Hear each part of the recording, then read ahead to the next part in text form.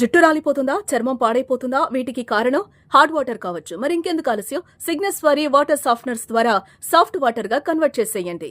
ప్రియమైన రైతు సోదర సోదరి మనందరూ కూడా నా యొక్క నమస్కారాలు. ఈ పవిత్రమైన రైతు మహోత్సవ సందర్భంలో మీ అందరినీ హృదయపూర్వకంగా అభినందిస్తా ఉన్నాను. మీ కష్టం, మీ నిబద్ధత, మీ పట్టుదలకి ఈ నీలతల్లి పరిపుష్టంగా ఉంది. ఈ రోజు మేము అన్నం తింటున్నామంటే, దేశం అభివృద్ధి చెందుతుందంటే రైతు లేదే అభివృద్ధి, దేశ అభివృద్ధి లేదు. ఈ కార్యక్రమం ఏదైతే ఉందో రైతు అవగాహన సదస్సు, పాడి పరిశ్రమ కానీ ఇతర రైతుకు సంబంధించిన అవగాహన సదస్సు, రైతు మళ్ళీ తరం అదే రంగంలో ఉండాలని ఏదైతే కేంద్ర ప్రభుత్వం కానీ రాష్ట్ర ప్రభుత్వాలు కానీ చేస్తున్న కృషికే నిదర్శనం ఈ రైతు సదస్సు.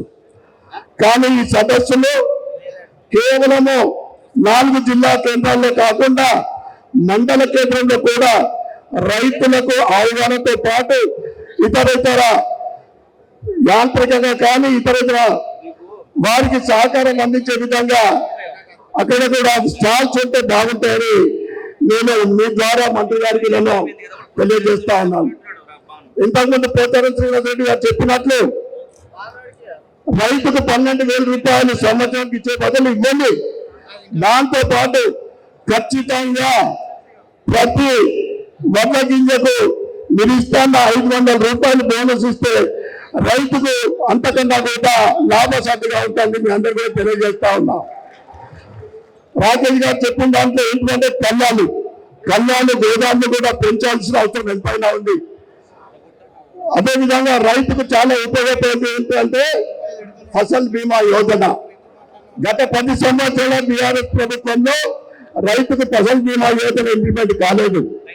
ఇప్పుడు ముఖ్యమంత్రి రేవంత్ రెడ్డి గారు ఫసల్ బీమా యోజనని మేము రైతుకు కట్టాల్సిన బీమా ఫీజును మేమే కట్టామని చెప్పింది.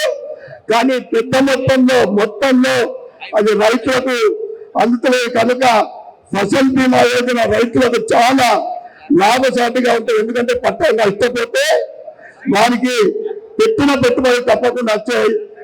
దాంతో ఫసల్ బీమా ద్వారా వారికి ఉపయోగం ఉంటుంది. అదేవిధంగా మొన్న జరిగిన వడగండ్ల వానలో అనేక చోట్ల వరి పంటలతో పాటు మామిడి తోటలు కూడా దెబ్బతిన్నాయి. మంత్రి గారికి మీకు అడుగుతా ఉన్నాను, హార్టికల్చర్ ద్వారా ముఖ్యంగా సిరిసిల్ల నియోజకవర్గంలో ముస్తాబాద్ గ్రామంలో మండలంలో విపరీతమైన మామిడి పంట నష్టమైంది. హార్టికల్చర్ ద్వారా కూడా వారికి సహాయ సహకారం అందించాలని మీ ద్వారా నేను కోరుకుంటూ, అదేవిధంగా మరొకసారి ఈ అవగాహన సదస్సు ప్రతి మండలంలో కూడా ఏర్పాటు చేయాలని రైతుల ద్వారా మీ అందరికీ కూడా కోరుకుంటూ, ఈ అవకాశం ఇచ్చిన పెద్దలందరూ కూడా ధన్యవాదాలు చెప్పుకుంటూ, భారత్ మాతాకి